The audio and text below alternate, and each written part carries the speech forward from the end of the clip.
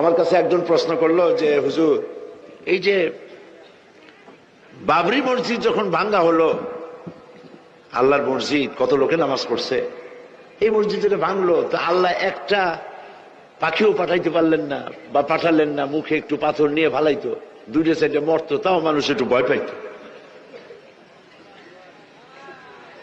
এটা হইল না কেন? আমি তারা বললাম, দেখেন, বাবরি মসজিদের গুরুত্ব বেশি না মসজিদে আকসার গুরুত্ব বেশি, বাইতুল মুকাদ্দাসের গুরুত্ব বেশি, কোনটার বেশি? সে বললো বাইতুল মুকাদ্দাস, এটা কিবলা উলা, এটারই তো গুরুত্ব বেশি।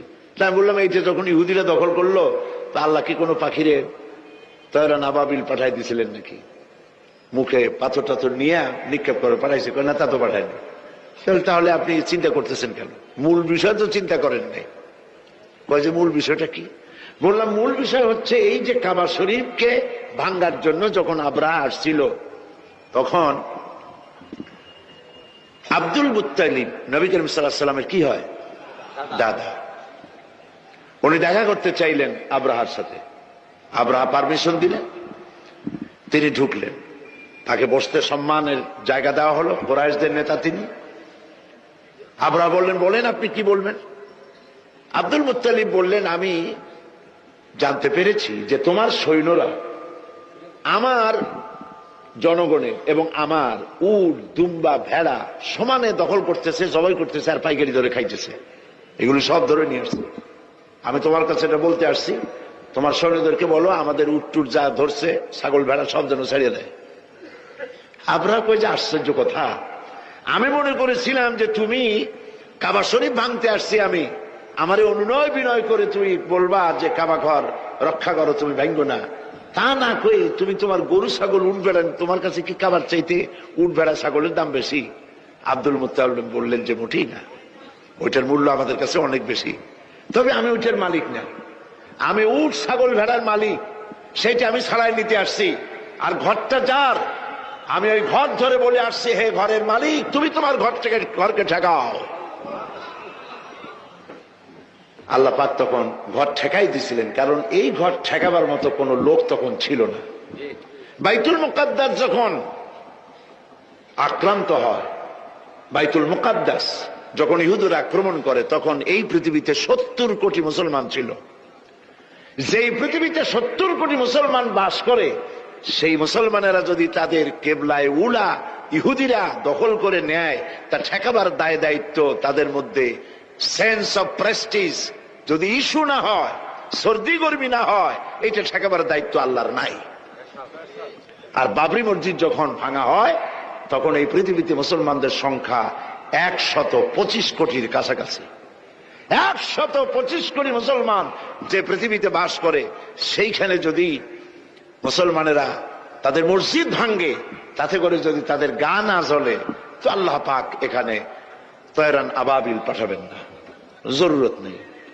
ঠিক আজ অনুরূপ ভাবে ইরাকের উপরে যে হামলা হচ্ছে, পৃথিবীর মুসলমানেরা নিজেদের জমিন ছেড়ে দিচ্ছে, আমার জমিনের উপরে দাঁড়াই আমার বাইরে পিটাও, আমার ভাইকে মারো, হত্যা করো, আমি তোমার বিমান বাহিনীকে, আমি তোমার নৌবাহিনীকে, তোমার ল্যান্ড ফোর্সকে জায়গা করে দিলাম।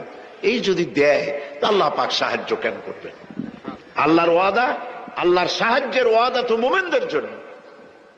ওয়া কানা হাক্কান আলাইনা নাসরুল মুমিনিন, মুমিনদেরকে সাহায্য করা আমি আল্লাহর জন্য ওয়াজিব।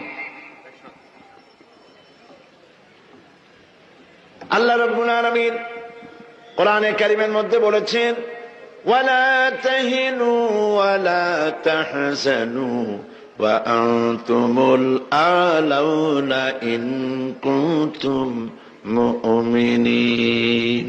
কোনো ভয় নাই, কোনো চিন্তা নাই, যদি মুমিন হও, আমি আল্লাহ তোমাদেরকে বিজয় দান করব। ইজা ফাতাশ শার ফাতাল মাশরুত। শর্ত যদি পালন করা না হয়, ওয়াদা পূরণ হবে না। শর্ত হচ্ছে মুমিন হও, আল্লাহ বলছেন আমি সাহায্য করব। আমরা কি মুমিন হইতে পারছি? জবাব চাই, মুমিন হইতে পারছি? নিজের বুকের কাছে হাত দেন, নিজের কলবের কাছে, নফসের কাছে প্রশ্ন করুন।